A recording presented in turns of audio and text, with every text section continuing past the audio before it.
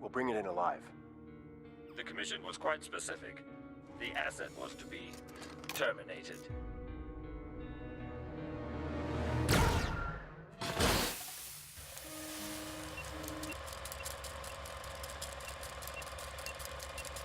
Hey guys, you're watching episode 13 of the Variant Verdict. My name is Joshua Onimus Shawn Kelley. And tonight we will be reviewing The Mandalorian, the new Disney Plus live-action exclusive to streaming Star Wars television show. This is actually the first time Star Wars has been rumored for a long time that they were going to get something off the ground in a live-action form for television. I think that was while Lucasfilm was still owning the property within George Lucas, not Disney. So this was the first time I like the way it came out. I think it's a really good effort. Let's kind of talk about what is like the basic premise of this show. Well, this story takes place about 5 to 7 years after Return of the Jedi. It follows you along to like a bounty hunting plan, introduces you to like a bounty hunting city where that is pretty much the home of the Mandalorians or what's left of them. And there's only one out at a time, and they ultimately are just handing out contracts. This guy, which I'll go with Mando, if you want to call him that, he gets a special contract for a high target, and we come to find out that this high target is a beautiful little baby Yoda. So yes, they never reveal the name of the species. They don't even call it Baby Yoda. That's just kind of the name. I guess he'd be the child or the asset, because in the episode The Child, I think it's episode 2, maybe episode 1, I forget. But there's an episode in the early part of the season called The Child, and that's the reference, like the only like name attached to that character. All you know is that he's 50 years old, and he's a baby still. So I mean, it makes sense considering Yoda was like 900, 800. Yes, and so right away when he gets this job, he's doing the job for the character that Warner Herzog plays. He's like an Imperial that's in search of Baby Yoda. There's no real reason given. I mean, clearly there's a desperate attempt to retrieve this Baby Yoda character, but they never explain why, and I'm sure that will become like a part of the plot later. It's not really fully explored in this season. Just know they wanted him. Yeah. But no, and then as you know, he obviously starts to churn and realize he doesn't want to hurt this little baby Yoda, and that's when adventures ensue because he rescues him, and then, you know, from that point forward, they're being hunted pretty much all across the galaxy. Yeah, and this show is like a serialized storytelling, so every episode kind of connects. There is like kind of separate stories. Like there's a particular episode during this season where the Mandalorian saves a town that's being attacked by Ravagers or Hunters or the thieves, and he helps them band together kind of in a Seven Samurai kind of protection way. So that it's its own story, but it continues to further like there's still overall arc that's there's still an overall arc, season. like, you know, they're still being hunted during that and all that. So that, you know, it really did carry through the whole season. But one thing I loved about this show is the look. Like these sets, it feels like Star practical. Wars, you know. Like there's literally frames that are taken from A New Hope and reframed in this show when he's on Tatooine, and especially it's kind of neat that you've already explored a little bit of what Jawas were like in A New Hope. Yeah. But in this one, they have like an entire Jawa-centric episode. You get to see them having like an adventure chase kind of scene through canyons and the Sandcrawler. Yeah. And I thought that was a unique approach you don't see a lot in Star Wars. I think it was fun. Like you said, how all we really got of Jawas was from A New Hope. So seeing that, actually them getting like a lot of screen time more, and it's just good to have. Like, and also, I mean, it's like the practical effects, like, other than them standing out in long landscape, like big landscape shots, you know, which obviously they have to greet like CGI and everything, but when they're inside a room, it doesn't feel like they're in a fake room. Like they're in that damn room, and it felt everything feels great. very tangible. Yeah, that's in their universe. It felt like the old, like original trilogy feeling. And that absolutely was fucking fantastic. I think of all the new projects that have started since Disney acquired Lucasfilm, this is probably the most Star Wars product they've put out. It is. And that includes just like even the locales. It's kind of pulling away from the Jedi lore and more into the Mandalore. Yes. The Guild. You learn a lot about how the Guild functions. It's kind of cool when he gets his upgrades from the Guild weapon armor. No, like the Mandalorian. She's one of my favorite characters of the show. Awesome. She's really cool. Well, I do not. Did they even give her a name? I'm not sure. I think she's just credited as Guild Armorer. Yeah, then it's And she's awesome. a really cool character on the show. I really dug her. And yeah, so this show just feels like Star Wars. And what's really cool is it explores little things about Star Wars that you never really thought you would want to explore. And one being Baby Yoda. What kind of species is it? How many are there out there? What planet is he from?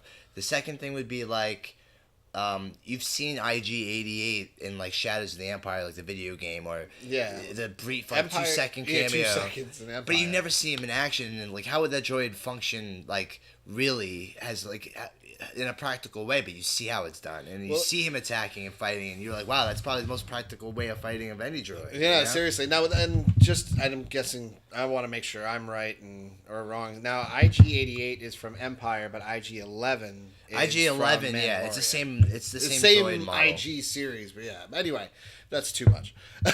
And the Ugnaughts too, which is the character that Nick Nolte voices throughout the series. Yes. So you get to explore these characters that have very brief one-offs throughout the original trilogy, but they're like becoming main characters in The Mandalorian. Yes. Like I said, the Ugnaught, the IG-11 characters that have brief moments. Yeah, Queel is the Ugnaught, and then you have Kara as the shock trooper that he meets along the way, and yeah, so like he's developing friends and new characters from like different sides you never really thought or that you wanted to see. Like to me, like I don't know, I like the shock trooper character. So I never thought about how wanting that shock trooper character. Let's talk about characters. You had Gina Carano on the show as Cara Dune. You had Carl Weathers who played Grief Karga, and you had Pedro Pascal, who was excellent as the Mandalorian himself. You get like a really good cast. Werner Herzog, characters you never say you would associate with wanting in a Star Wars movie, but then once you see it, you're like, I never knew how much I wanted these people in a Star Wars show. Absolutely, movie. I agree. No, and then when it comes to like, have you? And it's hard not to notice, but like, I never in my life before this show wondered what Yoda looked like as a baby. Right? Holy shit! Did he take over the world?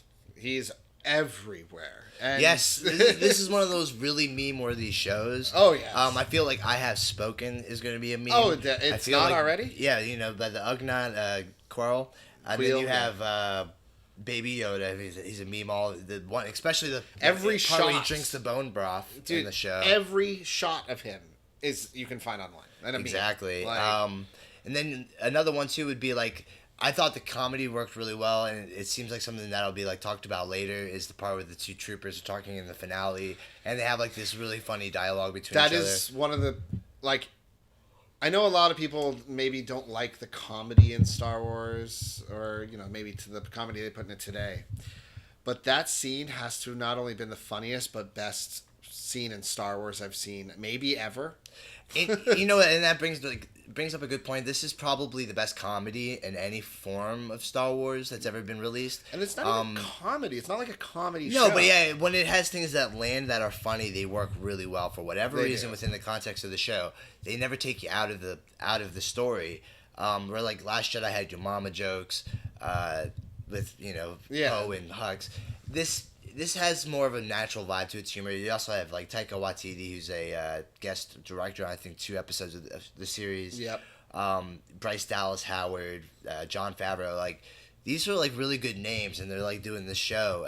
Every episode feels so cinematic. No, it's there. Like that's the thing that's great about this is, and every episode's a different time too. It's not like it's just a straight half-hour show. Like one show will be 40, or one episode will be 40, other one will be a half hour. Like so, it's you also don't even know how much time you're getting every week when you see it. Now, when it comes to we've already gone over the characters. We went over Baby Yoda. We went over Mando. Now, I do have a question for you when it comes to Mando. At this point, I've really liked this character, and I was also a huge fan of Boba Fett. And so I have to ask you, from this point, considering the, 3.5, 4 minutes of actual Boba Fett footage between all the movies versus Mandalorian, who's better? I'm not sure. I think Mandalorian just has like a bigger heart. Boba Fett's kind of like more of a... He's just a hunter. Yeah, now, I do have to point out, and yes, not we that, know this. Pedro Pascal's not a hunter, but he plays the character with a certain amount of heart, which I really like. I think it infuses him like a lot more. Yeah, and one thing I want to point out that we do know that Boba Fett is not a Mandalorian. He just wears Mandalorian armor. But before this guy, who the hell would you reference in that visual style? Like that look, that armor, that everything. So he is the ultimate comparable one. And I'm probably going to be wrong, but I have a prediction that eventually he is going to pop up in the show. See, I told Sean I'm not sure I think that's going to happen. I know I have something that already If there happens. is a place for Boba to return, I think this would be it. All right, look at this, right? I want you to look it up yourself if you can. Now, if you go ahead and watch New Hope's remake with the remasters of that quick shot, you see Boba Fett. You're going to hear this tune, like this, not a song, but like little beeping and boops when he walks in. Those exact beeping and boops are playing when when you see that figure walking. Is that Moff Gideon though? No, I don't think so. Because he wasn't beeping and booping. I don't know. I felt like maybe that was Moff Gideon. It's hard to say. They haven't explained it. Same tone. It's the same thing. And that reminds me of Moff Gideon. Did you like the way that you got? Did you watch Breaking Bad? Don't hate me, but not all of it. Okay. Gus Fring is probably the hardest character on Breaking Bad, played by Giancarlo Esposito, and that's the character that the Moff Gideon character is played by is Giancarlo. He brings the same level of like menace and villainy to the character that he did to Gus Fring on Breaking Bad. It's perfect casting. One of my favorite parts. I liked that he was kind of the main baddie in the last like couple episodes. I liked the whole jetpack fight. With Boba Fett, where Boba Fett's like clinging on to him. Oh no, that whole like not the Boba last. Fett. I'm sorry. See, I'm calling him Boba Fett. Mandalorian. There's my point. No, but the point that I was also trying to make. I mean, I wanted to talk about like kind of like the finale and all of itself. Now, this show, I will say, went on for a little bit where you are kind of like, what's happening though? Like we know they're being hunted. We know all this. Like he's meeting this person, sure, but where is this all coming together? In the last 2 episodes, it's great how they bring it all together. Like, it really comes... You don't all the realize characters what show you're up watching. like periodically in the episodes leading up to the finale, and they all kind of reoccur towards the end again. Yeah, and it was no really character's wasted. Like, that's voiced by like a celebrity or something. Like, you know, like the Nick Nolte character has a really good arc. He dies at the end. Unfortunately. Quill. Yeah. He has a really good arc, though. You actually develop a care for him by the time that happens, and the show does a really good job allowing that, like, every character to kind of breathe, and show up at the perfect time, like when they need to in the story. Exactly. No, it was really well done, and with the way it all wrapped up, like you said, with Moff Gideon, and then being held inside of the cantina. You know, let's talk about him great. landing at the cantina when his TIE fighter comes in. Oh yeah, we finally see how a TIE fighter lands. We never seen how a TIE fighter landed before, and it was really cool to see how its cockpit was able to like become so close to the ground, so he'd actually be able to get out. Like how do people get out of TIE fighters? This explained it. It was in the coolest way. Watch that be like some special TIE fighter. We're not realizing it's one, and it's like a TIE something, and they land that way, and we're it could idiots, be, but I could still appreciate what they were doing there. No, it was really cool that awesome. You got to see like a TIE fighter do like a practical landing on like a desert surface. Which is it was actually really cool. I enjoyed it. And the other thing I wanted to bring up, where Rise of Skywalker introduced the healing ability. Yes. We may not have mentioned it in our last video. Truthfully, this did because it came out a day before. before. I think we might have mentioned it in our video that this show actually set up its release dates to kind of coincide with the release of Rise of Skywalker, where the finale would come out the same day, or is it the second episode of the day finale? before? No, the oh yes, no, you're right. Not the finale, but the episode before. 7. Pretty much, they wanted to introduce the healing power before you saw it in Force the Jedi. Yeah, so I guess it wouldn't be so jarring. Rise of Skywalker. So like, they just wanted to be like, real quick, this power exists. Now go see the movie. And one of my favorite scenes includes Yoda using his powers at one point. A fire trooper, flame trooper. I'm gonna go with. Yeah, it's magma trooper. You know, it's a stormtrooper with a flamethrower on his back, and he's clearing out this section of like a cantina area where the people, like the main characters, are hiding, and Yoda just like backfires the flame back at him. It's kind of reminiscent of the way you see Yoda in Episode 3, where he pushes the plasma back at the Emperor. Yeah. Except this was just like pushing the fire that was being shot at him, like in this direction, opposite of exactly. him. Yeah, I see. And that was really cool. I thought that was like one of my favorite scenes. Like the use of the Force, however, the new stuff they had, whatever, it kind of works because you're so invested in learning more about Baby Yoda that the suspension of disbelief is okay. You're like, No, okay, yeah, no, whatever. it's like, he can whatever. do that. I don't give a shit. He's just so fucking adorable. Force healing's a thing now. No big deal. Cutest thing since Gizmo, in my opinion. And if we had force healing in the original trilogy, I feel like things would have just gotten insanely different. Yeah. I'm not sure how that would have worked. But in this show, it's like you just go along with it because for whatever reason, it works really well with the Baby Yoda. You're so invested in learning about the And character. as we know, this shit leaves off with, like, you know, Baby Yoda and Mandalorian are going to go off to find Baby Yoda's home. And he gets the officiated shot. into the guild where he's like the official father of the Mandalorian, essentially, until yeah. he completes his mission, which is like you said, bringing him to the planet where he was from. Yeah, like, so pretty much, yeah, he was given, like, no, you're its father until you bring it home. Now, the main thing I want to point out is this also ended with a shot of the TIE fighter after it crashes. And you hear a lightsaber go off. And what do you see come through that bitch? Oh, yeah, the Dark Saber. We get the Dark Saber. Which is really cool. Like, I have to admit that it was my first time really knowing about it, seeing as I'd never really watched, like, the Clone Wars, which Clone apparently Wars where it is derives where its mythology from. Clone Wars and I guess Rebels have it in there, and it all falls back to this initial person who had it, who was a Mandalorian who became a Jedi. Yes, I saw So that. that's like, oh shit. Yeah, so it also makes you wonder, how did Moff Gideon get it? You Now, know? with Moff Gideon, I guess, you know, this is theory that there's a... I do not know Rebels or Clone Wars. I really should by now, but there is a certain character where I guess it left off that they had it, so the only thing I could explain is Moff Gideon killed that person. And Yeah, now that's he the only has thing I could think of too. But I wouldn't put it past it. They make his character really evil. I like it. Yeah. He seems like a very good bad guy for the Mandalorian. Which reminds me, he also almost kills the Mandalorian in the last episode, and he finally takes off his mask. And the whole show, it's just Pedro Pascal doing an ADR voiceover to the character of the Mandalorian while he's walking around, and then you finally see him revealed, and you see what he looks like. Yeah. And it's so cool because like, he played the character. You actually started to really care about the Mandalorian, regardless of the fact that you ever saw his face, which is really not the case with most shows. And not only do you care about the Mandalorian, there is a relationship that you care about between Baby Yoda and the Mandalorian, between a guy who has no expression, he's a helmet, that's just it, versus a little thing that does not talk.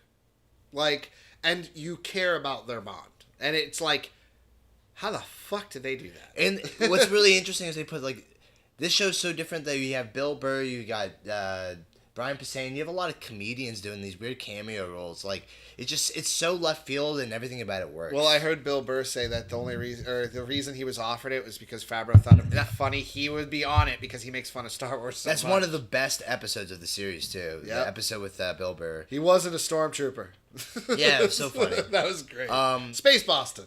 And then lastly, I just want to touch on the fact that this is definitely like a sign of where I think Star Wars should go. I think absolutely. 6 to 8 hour storytelling works really well over like a long form television show than it does the way that they've been doing the new movies. And we got more. They announced Yeah, the Obi-Wan. I think the next one will be Obi-Wan Kenobi, directed by Deborah Chow, who also directed a lot of The Mandalorian. So if you like The Mandalorian, you're probably going to really like the Obi-Wan series. really down And Obi-Wan's only going to be a 6 hour series, so that'll be kind of cool. It's a little more condensed. Probably like a big tale. Yeah, no, Just which told would over be 6 great. hours. All right, but I mean, basically at this point, just because we could talk about this all fucking day. So, what was your verdict? I think overall the show's really cool. I think its story is essentially like Space Mom. He's babysitting a child. It's a lot of cutesy stuff, and it works. There's nothing wrong with that. But I think the show is, I would give it like a solid C right now. It's like, it's completely content with being just really cool. That's what I kind of feel about it. It's just a really cool show. But is it great? It's no Watchmen. And there's a lot of stuff that I recently saw that just, it hasn't even come close to. But I would say it's equally as cool, or if not cooler looking than those shows. No, which it definitely is, but it's weird. Like, I guess we're back to the Rise of Skywalker again. It's like, I liked this, I think, way more because... No, don't get me wrong. I know really you liked it, but you're talking it's a a C? very stylized show. I'm talking like A-. And like, Fair enough. And the reason why is also because this might, I have to think a lot about this, but might, in my opinion, be the best thing to come out since the original trilogy. Everything. I'm inclined to agree that the quality's there in terms of the way it's shot and staged. You could tell they really gave a fuck. It wasn't a cash grab. They weren't coming out with everything. They had a plan. I will say this: J.J. Abrams has like a feel for Star Wars as a fan, but I think Jon Favreau has Knew a what the better fans understanding wanted of to see. Star Wars Yeah. lore. I don't think JJ's bad necessarily, but I do think Jon Favreau would probably be better to pass the baton to in future Star Wars projects. I would. He If gets it, I feel like. anything that has his name and Star Wars together, you got me. You got my money. So, if you're watching this, you got my money if it's him. So keep it up, Disney Plus. Yep. This is the first big show you have on the platform. It's your Stranger Things, if you will. Yep. So kudos. It does come out the gate. It's a pretty sick show. I can hang with it. I for love sure. this show, and I need to watch. And I hope they expand the lore and do some really cool stuff in the second season, which was already announced by Favreau. Fall for 2020. Fall 2020. Yeah, no, and that's too long, but I understand. If it's as good as season 1, it heard better. I'll take it. But yeah, so all right. Well, that goes and wraps up this week's episode. Be sure. Oh yeah, go ahead. Check out our website, www.thevariantnewssource.com. We're going to post all of our latest videos, articles, anything will be on that site. And Go ahead and make sure you like, share, subscribe, and leave a comment down below. And be sure to check out our next video because it's gonna might get a little heated. I can agree. All right, guys, have a good night.